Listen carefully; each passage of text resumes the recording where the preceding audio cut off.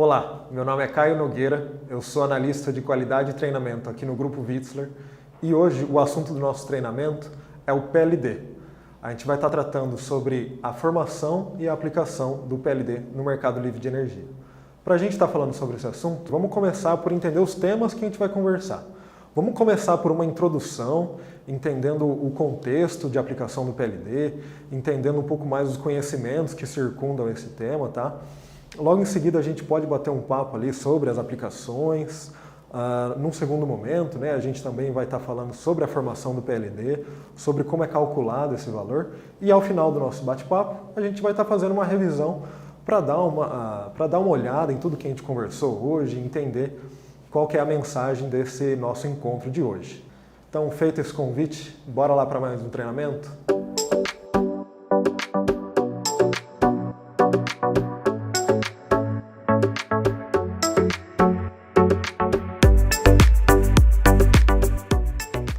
Legal, então como eu havia falado, na introdução eu gostaria de rever um pouco o contexto do PLD.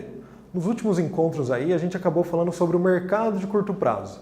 Bom, o mercado de curto prazo, falando brevemente, né, a gente vai estar olhando para o fechamento mensal do mercado livre de energia. A gente vai estar falando sobre o ajuste ali econômico, sobre o ajuste físico ali das medições, sobre ali caso houvesse uma disparidade entre recursos e requisitos, que seriam ali os contratos e as medições de consumo, como é que seria feito esse acerto, né?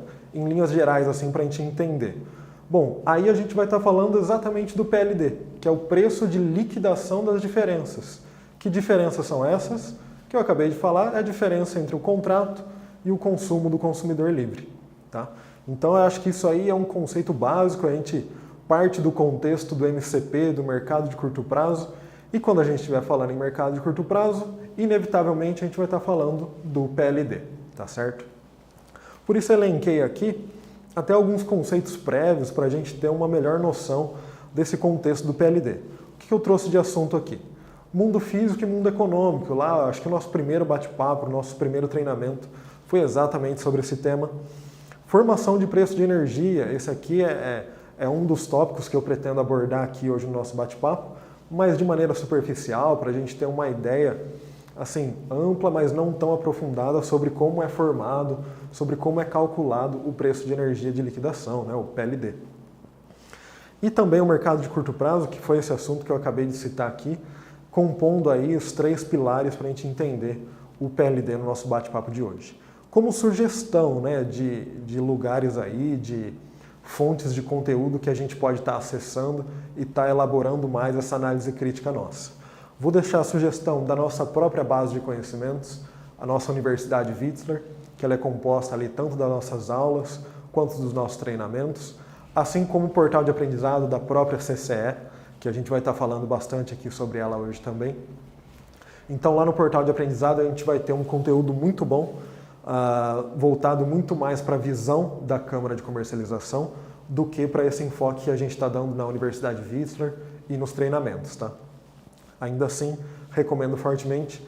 Inclusive, deixei aqui já os assuntos discretizados, né, já orientados, tanto o PLD básico e intermediário, que é o nome de um dos cursos lá da CCE, assim como um curso recentemente lançado, aqui na época de julho e agosto de 2022, de modelos computacionais do PLD.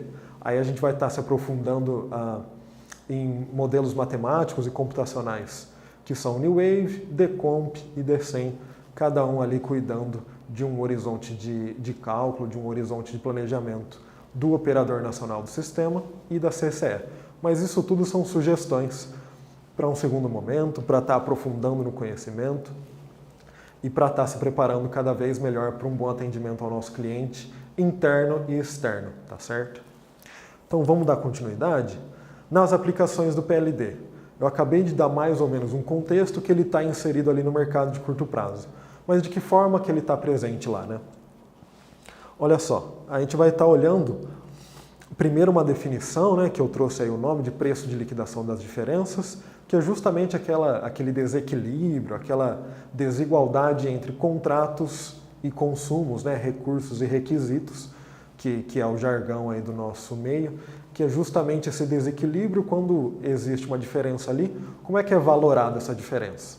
Através do próprio PLD. E de que forma que ele é aplicado na prática? Vamos ver.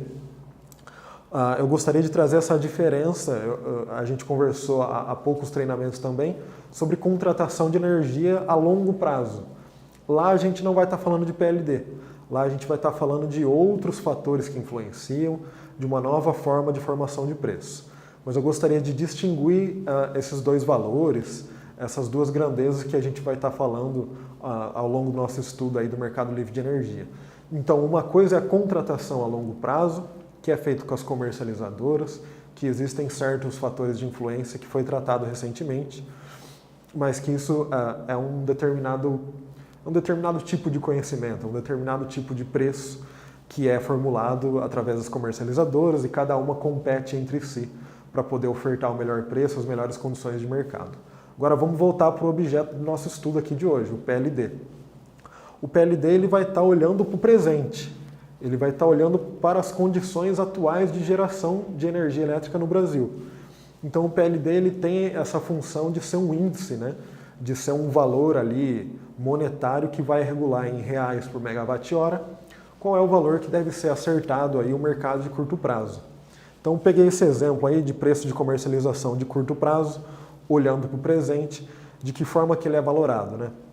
Então supondo que a gente vai fazer uma compra ou uma venda no mercado de curto prazo, a que preço que a gente pode estar ofertando e buscando comprar essa quantidade de energia, né, um megawatt-hora.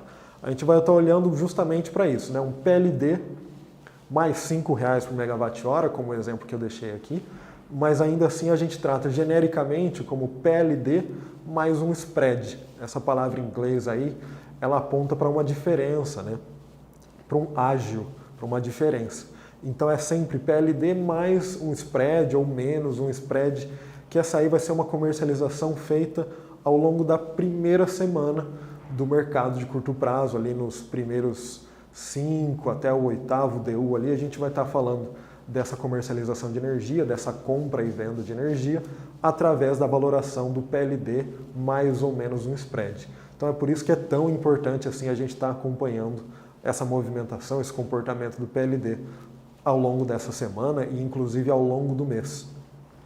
Então, para concatenar toda essa ideia que eu trouxe aqui agora, existe um preço de comercialização de energia futuro, né?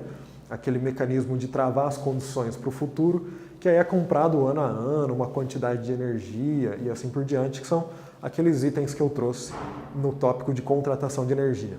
Aqui a gente vai estar falando de mercado de curto prazo, um preço mais resumido, uma contratação de energia muito mais local, muito mais fácil, muito mais dinâmica de ser realizada, em que se resume aí a negociação de uma pouca quantidade de energia, né, 1 megawatt-hora ali, uma certa quantidade de megawatt-horas para estar equilibrando aquela balança que porventura estava desequilibrada entre consumo e contrato, e a gente vai estar valorando essa diferença através do PLD, mais ou menos um spread aí entre consumidor livre e comercializadora, tá certo? A gente vai estar comprando e vendendo ali com as comercializadoras, quem estiver ofertando as melhores condições. No caso aqui, o enfoque vai ser muito no preço, para já agilizar essa compra e venda e prosseguir com o ajuste frente à CCE, tá joia? Então a CCE vai estar cuidando de tudo isso, desse equilíbrio econômico do nosso mercado, inclusive é ela que roda aqueles modelos computacionais que eu havia falado anteriormente, New Wave, Decomp e Decem, para determinar o preço mensal do PLD, né? Cada um desses 3 nomes que eu falei, ele vai estar olhando para um determinado horizonte de tempo, mas no fundo, né, na parte prática, a gente vai estar olhando para o PLD mensal. Inclusive eu trouxe aí o preço que foi fechado, o PLD do mês de julho de 2022, no patamar aí de R$ 66,00, tá certo?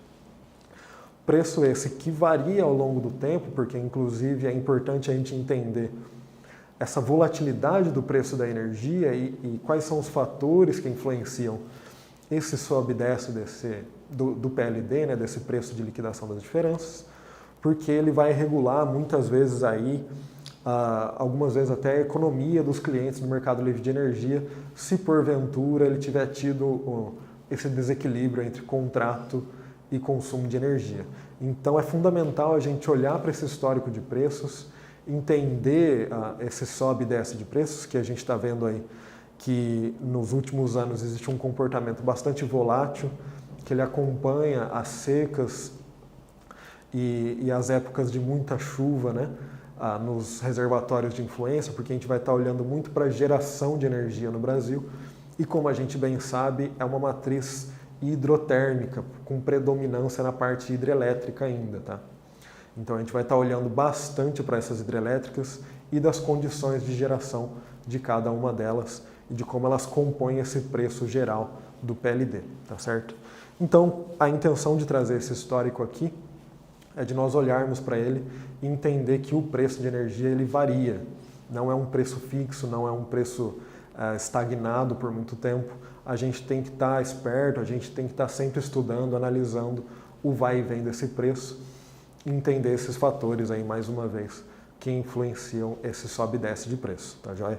Então, só retomando aí, 2021, um ano de muita seca, um ano de crise hídrica no Brasil, nós tivemos patamares de preço aí acima dos R$500 por megawatt-hora. Então, imagina se um cliente estivesse precisando comprar energia no mercado de curto prazo, né, se porventura ele consumiu mais que o contrato dele, e ele tivesse que ir ao mercado comprar essa energia, esse excedente de consumo, nós teríamos comprado aí acima de R$500 por megawatt-hora, o que é um preço que é muito acima do fechado a preços futuros, né, a contratações futuras que estão em média aí a R$200 por megawatt-hora. Então existe esse desequilíbrio.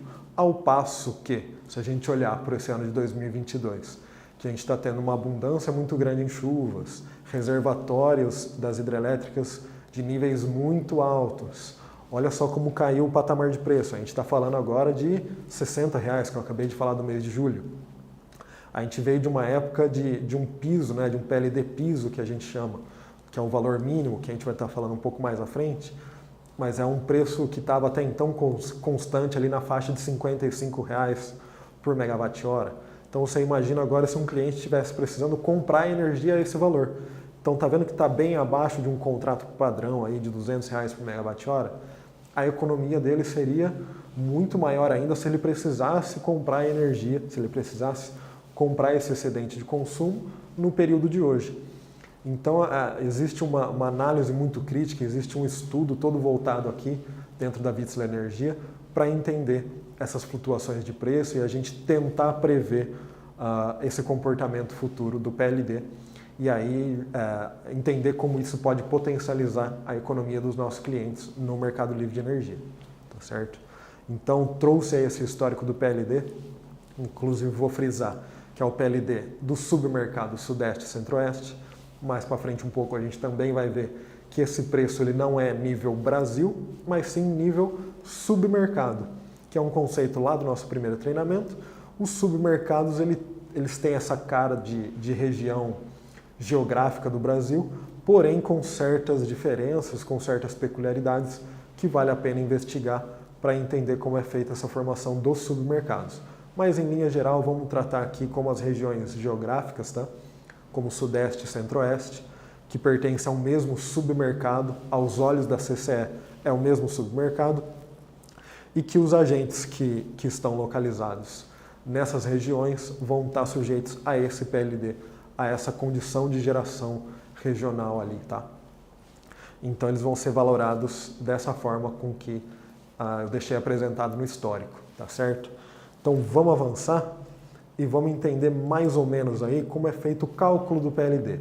Qual que seria uma definição de preço, tá? Preço de energia. Então, em linhas gerais, né, eu deixei esse questionamento para abrir a nossa conversa aqui. Em linhas gerais, o que é o preço de energia elétrica? É um valor que reflete as condições de geração de energia elétrica no país, que é justamente uma das frases que eu trouxe agora há pouco. Então, o preço da energia elétrica ela vai estar olhando para as condições de geração de quem, se a gente estiver falando do Brasil? A gente vai estar falando das hidrelétricas. Ela aí que representa aproximadamente 60% da nossa matriz energética. Então, é ela que vai estar contribuindo majoritariamente para essa formação de preço, para determinar essas condições de formação de preço. Tá joia? Então a gente vai ter que prestar bastante atenção às hidrelétricas, níveis de reservatório, quais são os fatores que influenciam ali, por exemplo, as afluências, né, as chuvas. A gente vai estar voltado nossos olhos para esses fatores e fazendo uma correlação com aqueles preços, né, com o histórico de preços ali, e fazendo um versus ali, fazendo uma comparação de como elas se relacionam, essas grandezas.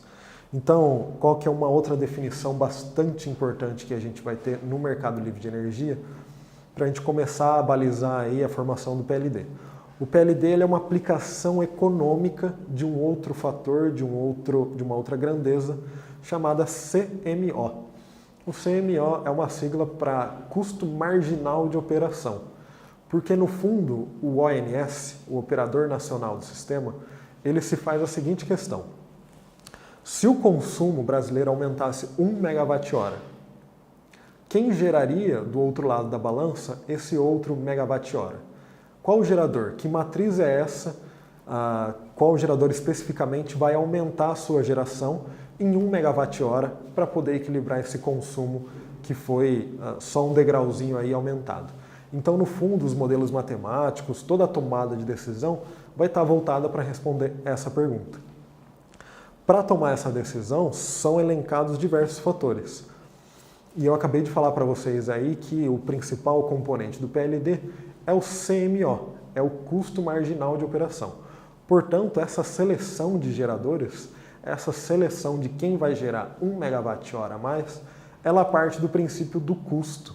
Vai estar olhando ali para a matriz energética brasileira, para os reservatórios das hidrelétricas, para as termoelétricas, até a solar e a eólica vão estar sempre gerando, né?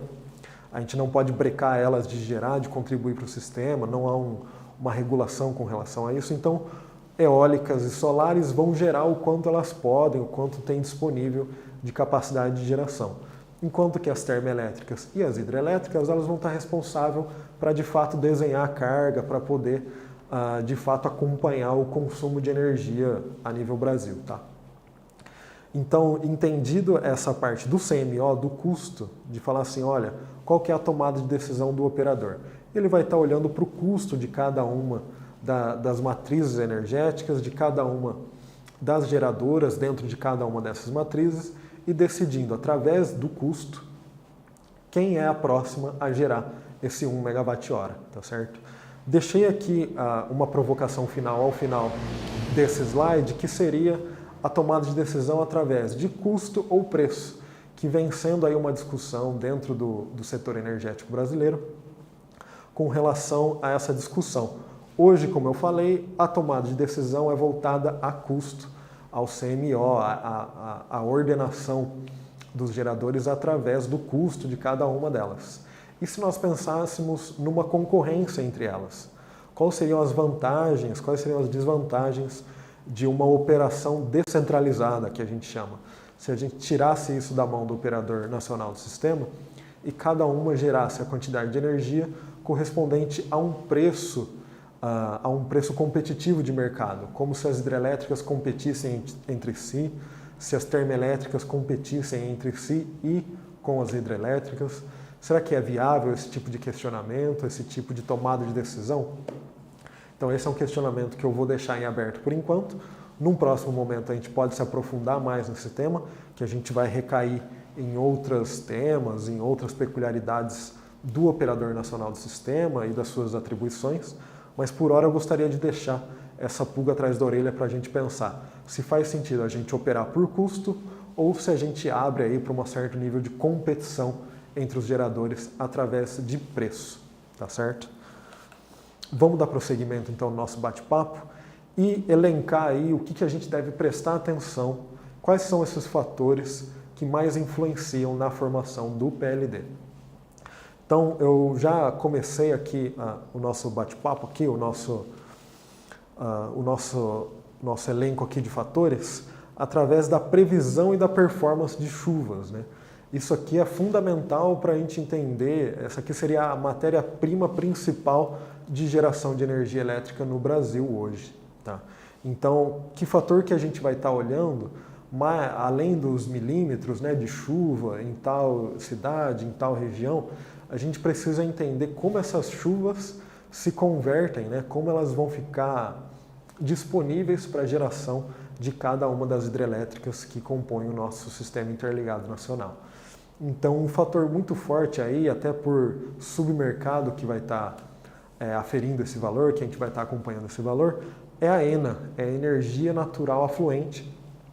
Portanto, já é uma observação da chuva, das afluências, já convertidas em capacidade de geração, já convertidas em disponibilidade de cada uma das regiões.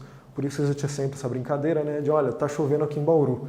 Adianta chover aqui em Bauru, na nossa sede aqui, para o Sistema Interligado Nacional? Não faz diferença, porque a gente não tem nenhuma hidrelétrica aqui, a gente não tem nenhuma forma de contribuição para o Sistema Interligado Nacional no sentido de geração de energia, de forma significativa.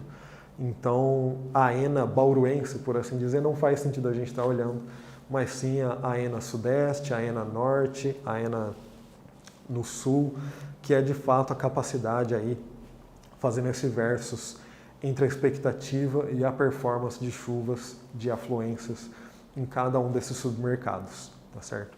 Então esse aí, de fato, eu sugiro como um primeiro aí índice para a gente começar a prestar atenção. Em decorrência da ENA, né, da disponibilidade ou não dessa chuva, dessa água nos reservatórios, a gente vai ter a complementação termoelétrica.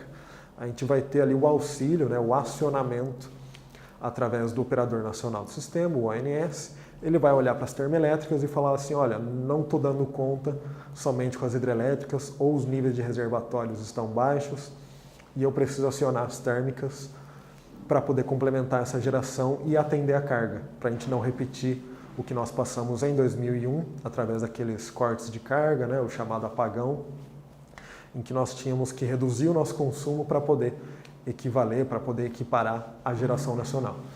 Então esse é outro fator aqui que a gente vai estar olhando como forte influenciador dos valores do PLD, que é essa complementação termoelétrica, em que, ao passo em que as hidrelétricas se tornam indisponíveis ou, entre aspas, caras, né, para fazer esse despacho, porque a gente começa a entender que a água tem um custo também para a gente utilizar ela, apesar que a operação da hidrelétrica não tem custo, porém a disponibilidade daquela água para a geração vai ter um custo, vai ter um risco de desabastecimento futuro.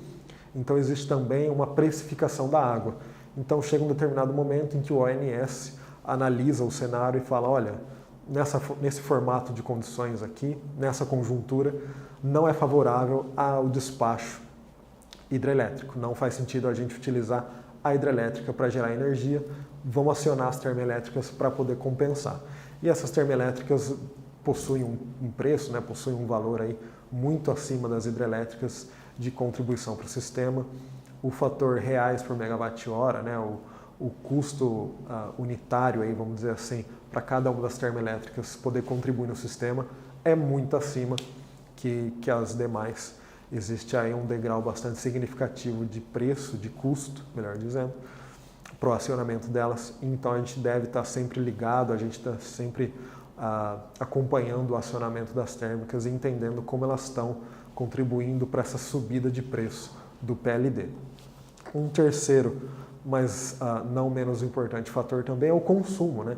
Se até então a gente está falando do equilíbrio da balança entre consumo e geração, e se o nosso consumo de energia tiver uma rampa de subida, se cada vez ele estiver exigindo mais do nosso sistema de geração, como é que isso influencia? A gente está passando aí por uma saída de pandemia, né? A gente está acabando de se levantar de uma pandemia e, frente a isso, a gente teve uma redução muito forte na carga, a gente teve uma queda significativa do consumo brasileiro, analisando aí o fator industrial brasileiro, basicamente, né? As indústrias brasileiras ficaram bem abaixo no consumo, o que acabou caindo também o preço do PLD na época. Tá. Você já deu uma parada, você ouviu o avião, você ficou pensando, pô... Vou fazer uma pausa e deixar o avião passar. Tá. Eu vou repetir a complementação termoelétrica. Aí você continua no embalo, onde parou já... Que é o terceiro item. Eu acho que dá para você começar a falar aí E do terceiro item, tipo, um pouquinho antes do terceiro item já E já emenda. Você falou praticamente, aí você pegou um pouquinho.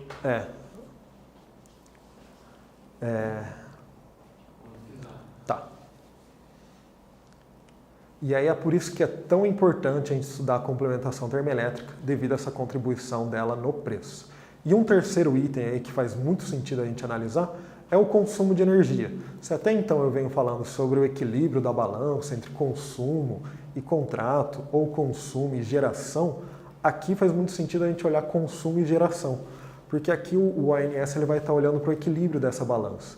Nós acabamos de passar por uma pandemia, em que o consumo nacional de energia caiu bastante, o ritmo de produção das nossas indústrias caiu bastante, o que desequilibrou essa balança, fazendo com que os preços caíssem bastante devido àquela lei de oferta e procura.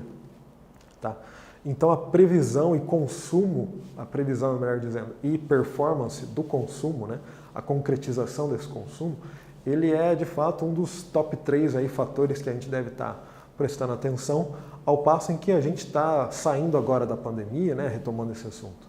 A gente está saindo agora da pandemia e estamos passando aí por uma retomada de produção do nível industrial, aí, do setor industrial brasileiro. Então agora o ONS está prevendo um aumento de carga, né, um aumento de consumo no Brasil, o que vai exigir mais do nosso parque gerador, o que, consequentemente, se a gente aumenta a demanda, a gente vai precisar aumentar também a geração de energia, tá certo? Isso aí certamente vai ter um impacto no CMO e, por consequência, no PLD, tá certo? Continuando o nosso bate-papo, o nosso relacionamento aqui entre CMO e PLD. Eu trouxe aqui a seguinte linha de raciocínio, né, para a gente entender a segmentação e a relação aí entre as duas. Primeira coisa que a gente precisa entender. O PLD então pode ir de 0 a infinito, então não tem regra nenhuma para a definição do PLD? A resposta é que não existe assim, uma regra, existe um piso e um teto para esse valor, porque existe um certo previsionamento, né? A gente precisa estar olhando com um certo tipo de previsão, já um intervalo de valores cabíveis e aplicáveis na prática do mercado, né? Isso aí a ANEEL, ela define quais vão ser os pisos e os tetos regulatórios. E para o ano de 2022 a gente tem um piso e um teto aqui, vou usar o nosso slide aqui, o piso está em R$ 55,00 mais ou menos, e o PLD teto está em torno aí de R$ 646,00. Portanto, por mais que o CMO, o custo marginal de operação, ele não tenha um piso e um teto, ele pode de fato valorar o nosso parque gerador de qualquer forma, né, de qualquer valor, lá pode chegar a R$ 1.000 por megawatt-hora.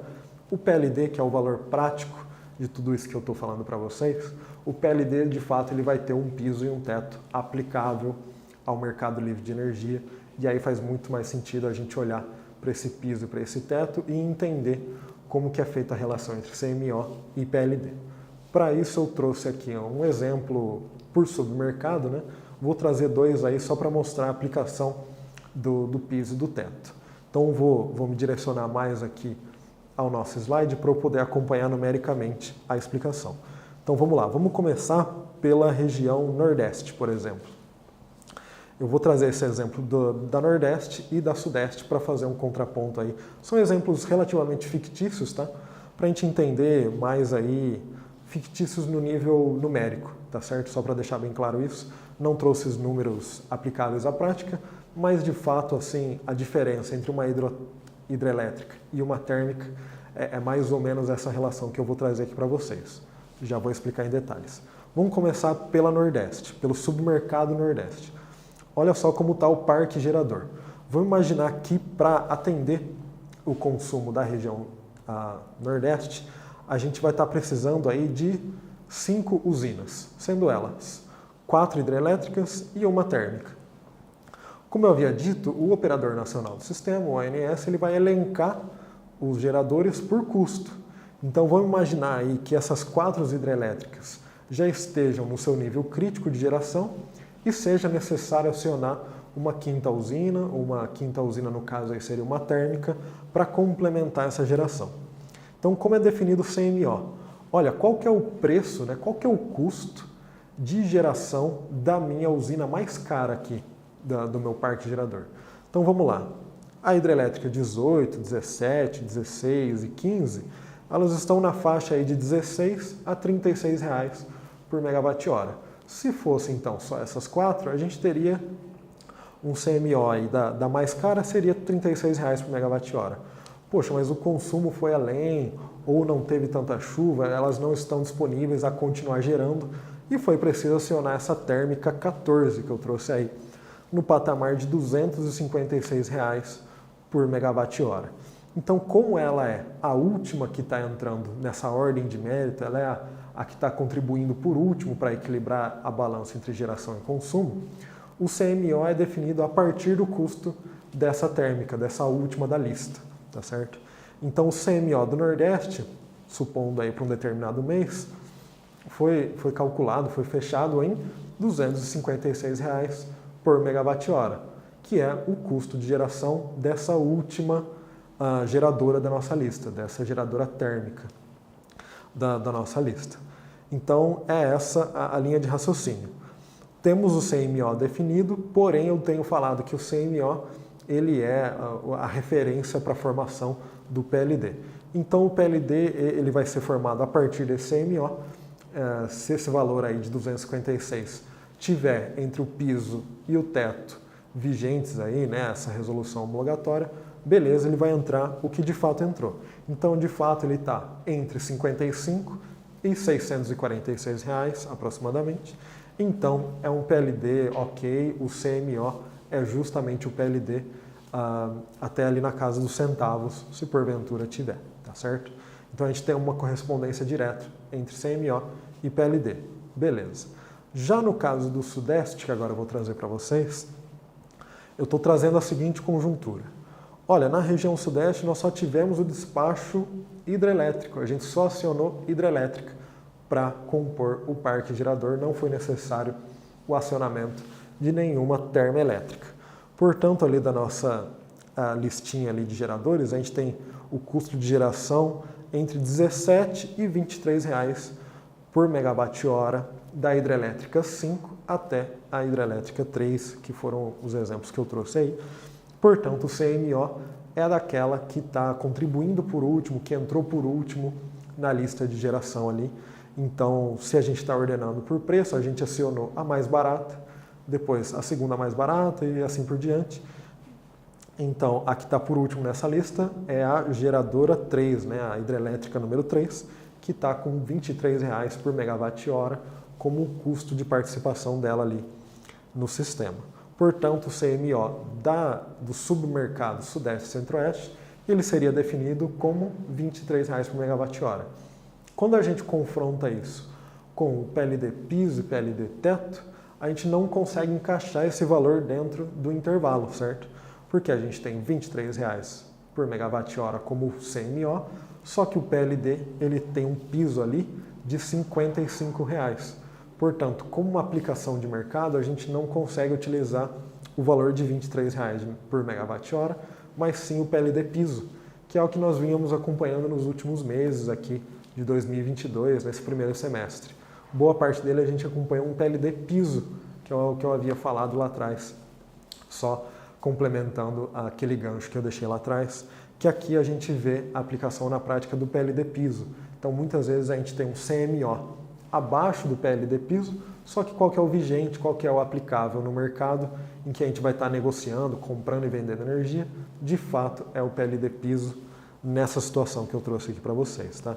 De R$ 55,70 por megawatt-hora, por isso que a gente precisou fazer essa adequação, estudando o CMO, olhando para o PLD, existe essa relação, tá certo? Então, fechando aí, passando a régua no nosso encontro de hoje, o que a gente viu de mais importante que eu gostaria que a gente levasse para o nosso dia a dia e para o atendimento dos clientes e para o nosso bate-papo aqui interno na empresa para um avanço da análise crítica, né? Olha só que importante isso quando a gente estuda o PLD. A gente entende que o PLD ele não é o preço de contratação de energia. Essa é uma diferença básica que muitas vezes pode ficar com dúvida na nossa cabeça, mas uma coisa é uma coisa, outra coisa é outra coisa. A contratação de energia ela vai estar olhando para o futuro, enquanto o PLD está olhando para as condições presentes de geração. Fatores de influência levemente diferentes, porém a aplicação deles é totalmente diferente, tá ok? Enquanto o preço de contrato ele está travado para um futuro, né? Ele já foi fixado para esse futuro que foi feita essa contratação de energia, o PLD ele está ali para equilibrar a balança mês a mês do fechamento do mercado de curto prazo. Trouxe o PLD, uma definição que eu gosto também, é que ele é a ponte entre o mundo físico e o mundo comercial. Ele é esse valor que vai fazer a união das duas ideias. O ONS ele determina o despacho, determina as condições de como gerar energia no Brasil, enquanto a CCE olha para aquele formato de despacho, calcula todos os modelos computacionais, faz a aderência da realidade com a parte econômica e existe aí o cálculo, né, a formação do PLD através do confrontamento dessas informações e posterior aplicação no mercado de curto prazo. Então o PLD ele se caracteriza por ser essa ponte entre os dois mundos, tá ok? O histórico do PLD é importante a gente estudar ele, entender a volatilidade, entender quais são os fatores que influenciam ele, tanto com relação a chuvas, tanto com relação a acionamento de termoelétricas, o consumo a nível nacional. É sempre importante, pelo menos aí esses 3 fatores, a gente estar bem atento a eles para poder ficar cada vez mais crítico e poder cada vez prever com uma maior acurácia o comportamento, os valores que vão se concretizando mês a mês do PLD. Como eu havia falado, né, esse preço ele se caracteriza por ser o termômetro da geração de energia no Brasil, então é muito relacionado à disponibilidade de água nos reservatórios, a como a gente tem uma expectativa de chuva ou ausência de chuva em determinadas bacias. Então o PLD está olhando justamente como um índice para regular essa geração de energia no Brasil. E hoje que é feita, né, esse despacho, essa geração, através do ONS, ele determina através do custo, né? Então eu deixei bem explícito que hoje a gente está adotando a tomada de decisão, ela é feita através da ordenação por custo dessas geradoras, por isso que vira e mexe a gente vai ouvir na TV que as termoelétricas foram acionadas num segunda instância, porque primeiro vem as hidrelétricas, meio que esgota-se a capacidade de geração delas, e aí num posterior momento, né, quando já não se torna mais viável a geração através das hidrelétricas, é feito o acionamento das termoelétricas para que seja feita uma complementação. Porém, essa complementação tem um preço, e então essa ordenação hidrelétricas, termoelétricas, ela é feita através de custo e não por preço. Por último, ali nós vimos uma aplicação prática de como é feita a análise e a ordenação de geradoras, né? Peguei 2 exemplos de submercados, ainda que fictícios, porém com uma aplicação prática. A linha de raciocínio é aquela, em linhas gerais, seria importante se a gente saísse do nosso bate-papo de hoje com essa ideia de que existe uma ordenação da geração do parque gerador brasileiro como um todo e que essa ordenação é feita através de custos e a composição do CMO vai estar olhando para a geradora sempre de maior custo. Foi a última que entrou na fila de geração, basicamente, tá? Então ela vai estar olhando ali para o custo daquela última e está elaborando ali o CMO para aquela determinado submercado e posteriormente para o PLD, tá ok?